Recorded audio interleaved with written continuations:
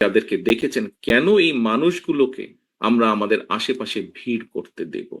কারণ শহীদ রাষ্ট্রপতি জিয়া রহমানের প্রতি এখনো যে মানুষের ভালোবাসা, শ্রদ্ধা আছে, সেটিকে ধরে রাখার দায়িত্ব আমাদের।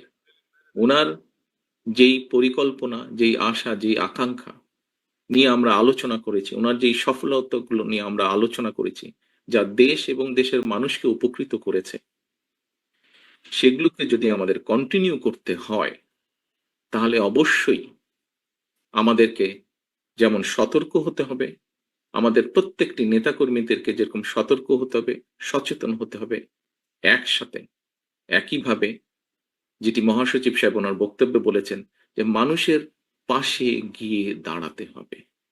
দেখুন, শহীদ রাষ্ট্রপতি জিয়া রহমানের যতগুলো কম বেশি ভিডিও আছে, তখন তো আর ভিডিও ক্যামেরা ছিল না, প্রজেক্টর ছিল, অনেক নষ্ট হয়ে গেছে।